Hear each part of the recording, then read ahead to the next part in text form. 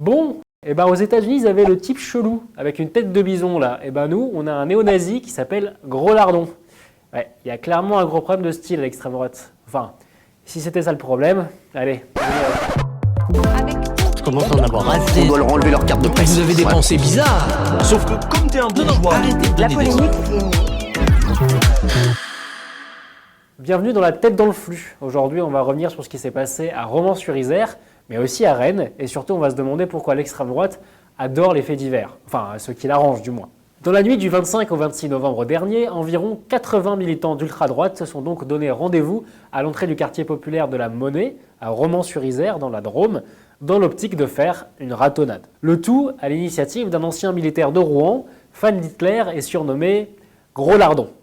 Et non, ce n'est pas une blague.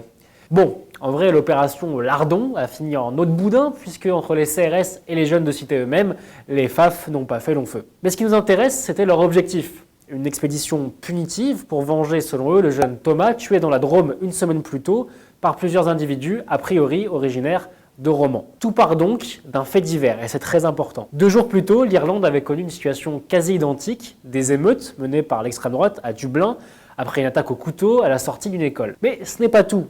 Regardez ce sujet de France 24, à propos de l'extrême droite allemande cette fois, ça date de 2019. Une femme, une main sur la bouche avec ce texte.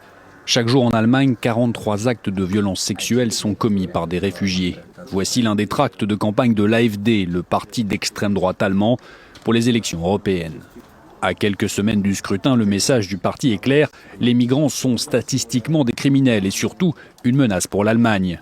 Partout en Europe, l'extrême droite se régale de faits divers. Pas tous, bien sûr. Si une femme se fait tuer par son mari dans l'intimité de leur couple, ils en ont rien à carrer, rien à carrer. Il faut que le suspect soit étranger ou que son nom sonne comme tel, évidemment. Et à chaque fois, on a le même schéma. Un fait divers tragique, à haute charge émotionnelle, a fortiori quand ça touche à des enfants ou à des adolescents. Et dans ces situations, on baisse tous un peu la garde intellectuelle. On cherche des coupables, des boucs émissaires. Et ça tombe bien, des boucs émissaires, l'extrême droite en a plein ses tiroirs. Les arabes, les noirs, les juifs, les woke, les femmes, les profs d'université. Faites votre choix, c'est Black Friday. La récupération politique est alors facile pour l'extrême droite. Elle est désormais même quasi instantanée. Écoutez par exemple Jordan Bardella, président du Rassemblement national, à propos de Thomas. Il s'appelait Thomas et vivait dans la Drôme. Il avait 16 ans et aimait le rugby. Il aurait pu être votre ami, votre frère, votre enfant.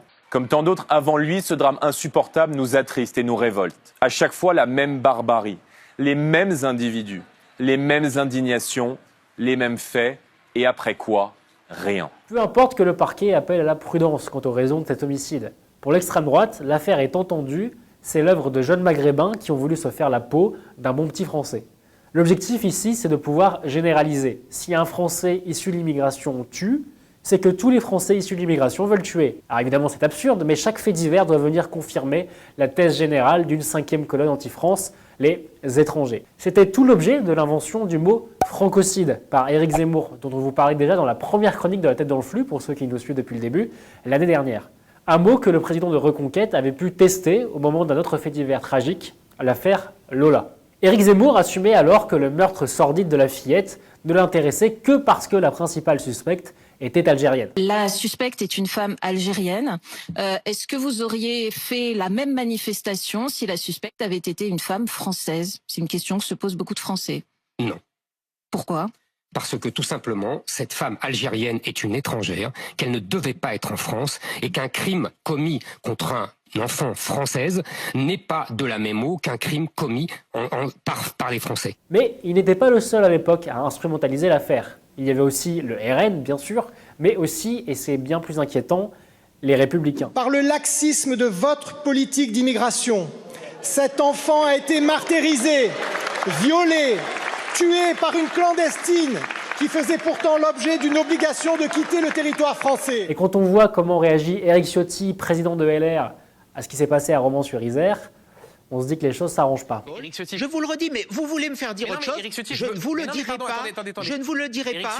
Vous êtes dans le commentaire et je vois bien aujourd'hui qu'il y a une dérive médiatique qui voudrait accorder à des faits qui sont en réaction à Crépol une importance plus importante que Crépol. Vous ne me ferez pas dire ça. Bon, tout ça, c'est de la récupération institutionnelle. Ça entretient le climat général, disons. Là, on parle de passage à l'acte par des groupuscules violents et pour certains, néo-nazis. Et pour bien comprendre de quoi il en retourne, il faut s'intéresser à une thèse bien précise à laquelle ils souscrivent, l'accélérationnisme. La guerre civile, mon cher, elle est déjà là.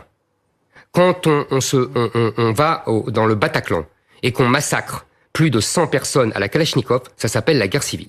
En gros, comme Zemmour là, ils sont persuadés qu'une guerre civile raciale guette. Et non pas qu'ils la redoutent. Non, non. Au contraire, ils ont super hâte que ça arrive. Selon eux, il faut la précipiter avec tous les moyens possibles, puisque si on attend trop, avec le grand remplacement, autre thèse conspirationniste, les Blancs seront bientôt en infériorité numérique. Donc il faut être à l'initiative, la déclencher soi-même. Au moment de l'affaire Naël, cet été, ces militants suprémacistes avaient déjà cru que l'heure était venue.